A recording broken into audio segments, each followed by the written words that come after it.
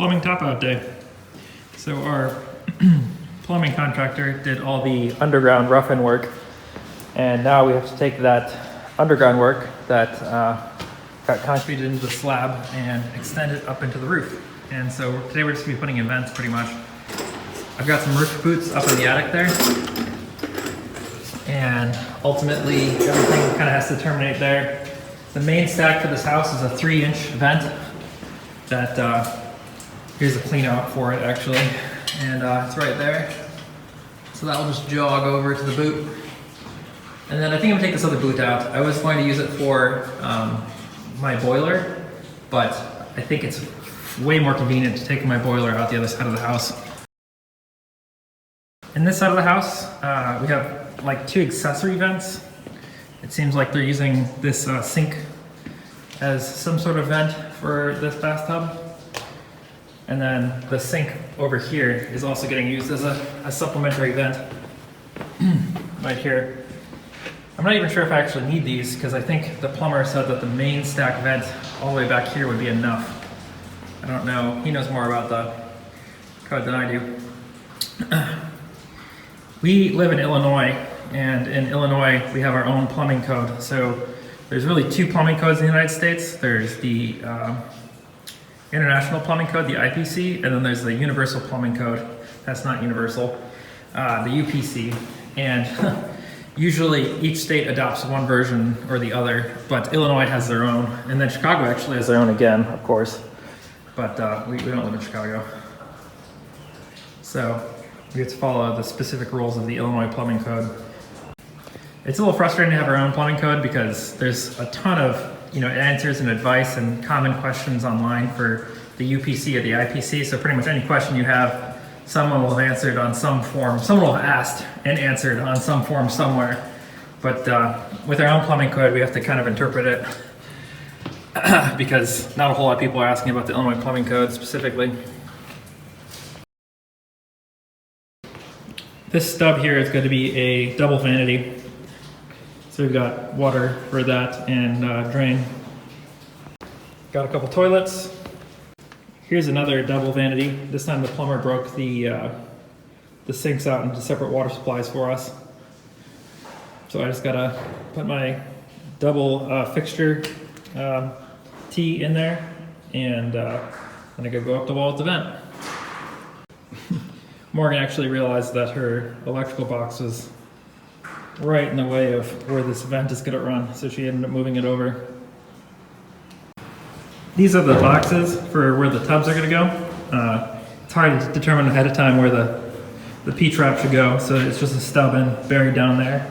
And we'll go ahead and fill that with concrete when the tubs are in, and not necessarily when they're in, but we will make that hole a lot smaller when it's time to put the tubs in. Got an army of plumbing fittings here, and I did do a walk around and count what I think I need. And so hopefully I don't have to make 5 trips back to the hardware store. I did end up buying contractor size bags of some of the fittings because they're just so common.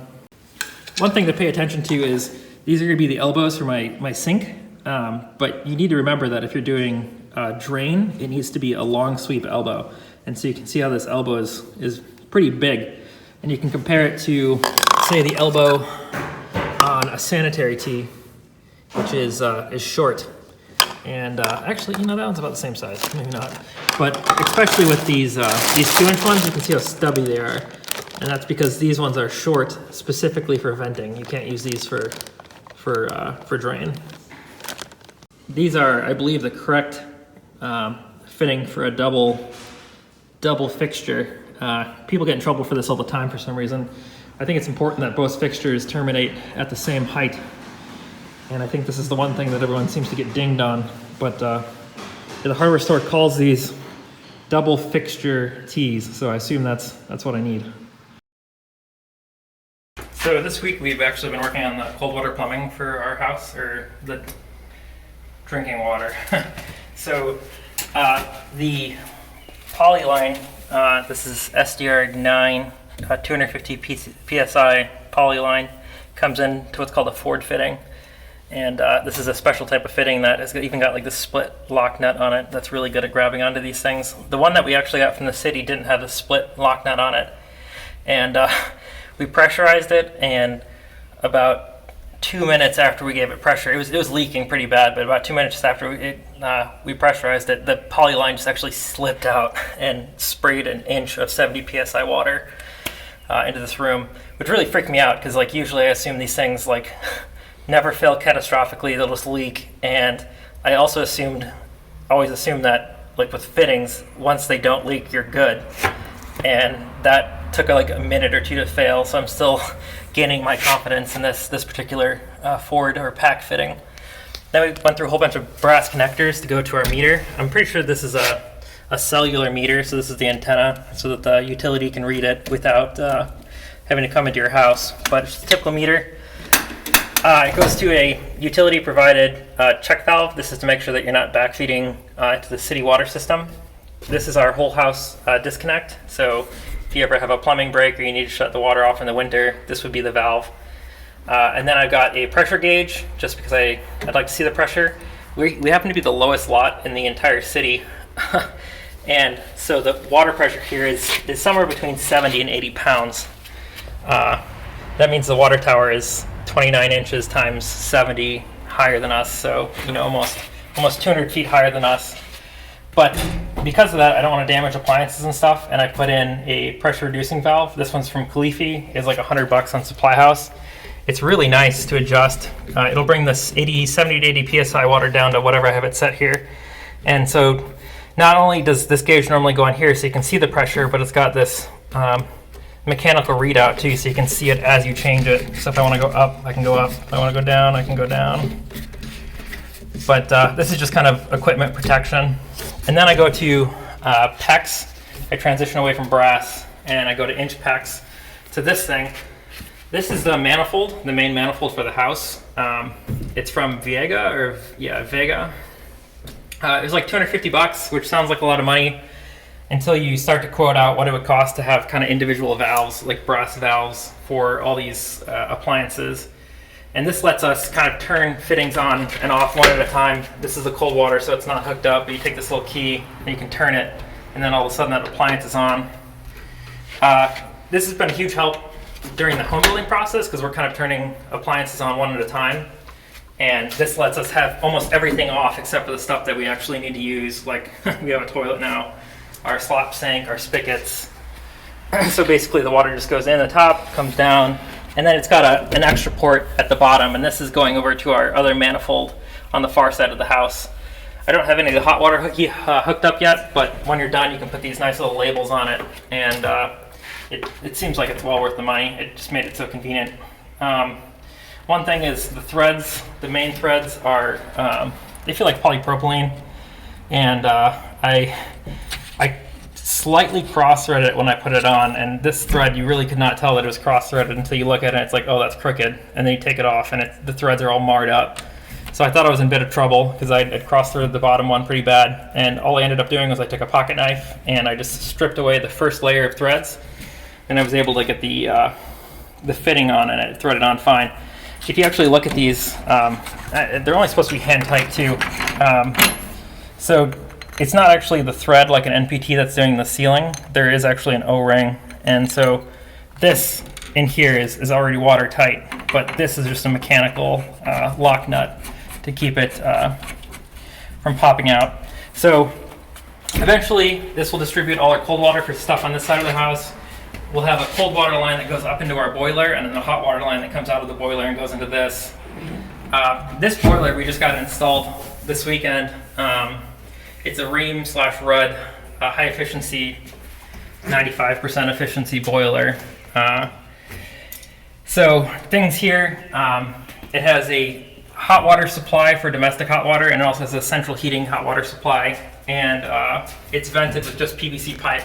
So I got to get kind of those 6 connections going. I've got to get 2-inch PVC pipe going up the roof, and I actually have a sanitary vent up there, so I'm probably just going to follow that run out to the other half of the house.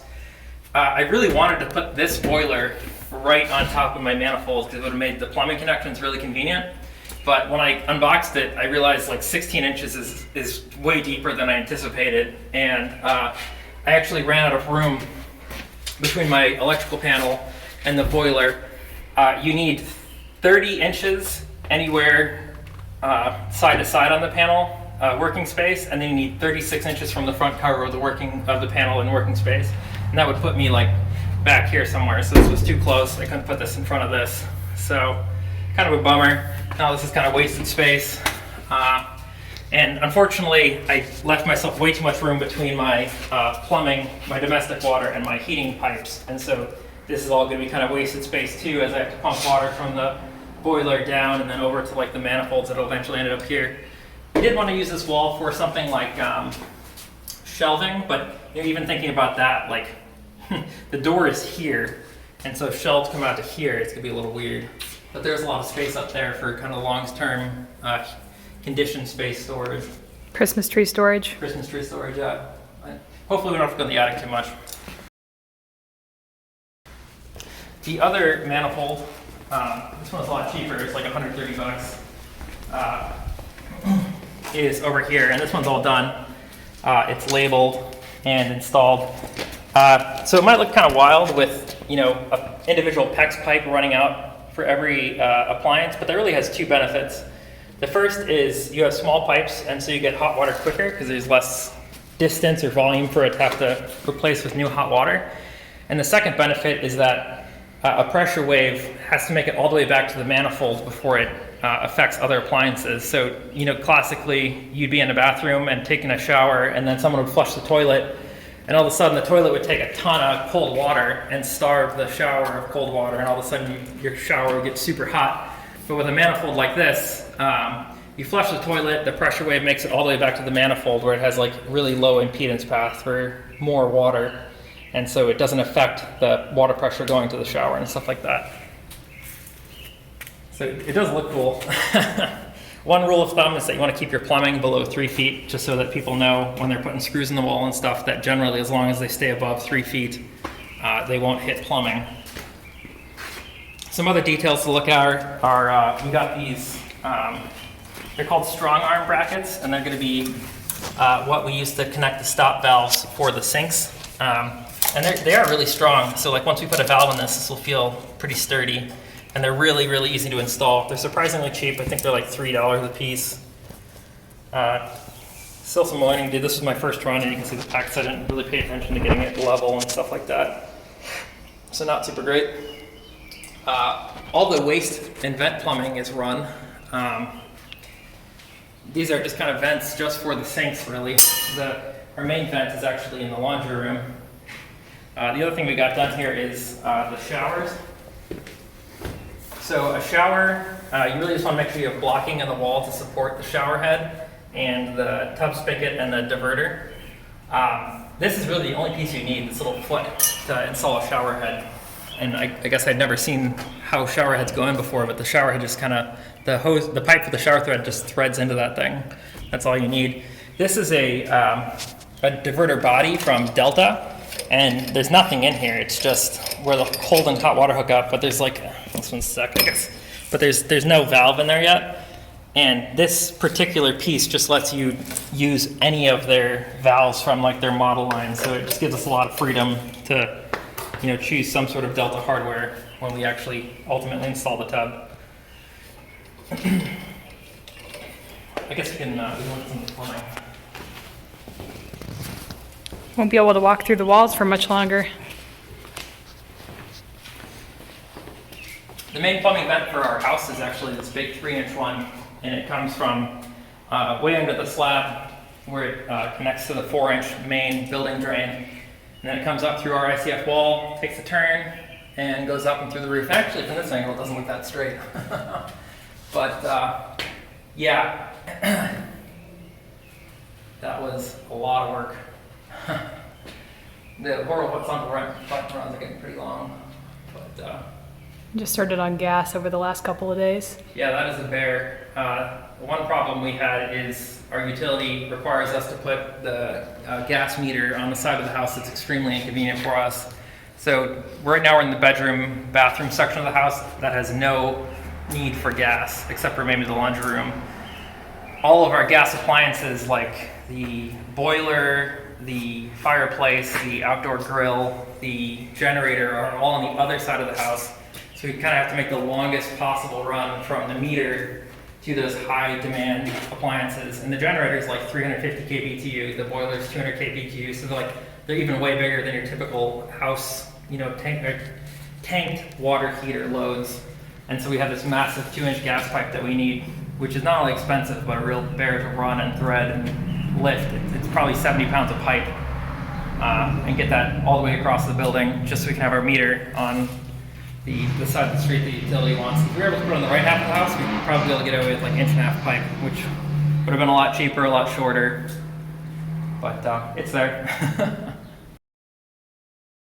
Okay, so today we're putting in our yard spigots. It's a little awkward with ICF because it's concrete. Beforehand, in some of my previous videos, you see I put a 2-inch PVC pipe in the back of the wall before the concrete pour, and there's really nothing to secure these faucets to that's really strong. Like these webs aren't strong enough to hold a faucet because you'll have the hose out in the yard and you'll need an extra 3 inches and it'll be pulling on it and you'll pull this faucet out of the wall. So what I did is I used the hot knife to cut a pocket out of the wall and then a nice long 8-inch Tapcon bit to put Tapcons into the wall. So mechanically, the faucets could be affixed to this piece of pressure treat. And then I just got the piece of this PVC trim board, and all trim should be 1.25 inch nominal, and it's actually exactly 1 inch because they steal the 1/4 inch from me all the time. And that will just go over, and the faucet will mount through this piece of trim in there like that, and then I'll screw the trim in to the piece of pressure treat, and then it'll be nice and anchored, it'll look nice, and we'll side right up to it. So that's the plan for now.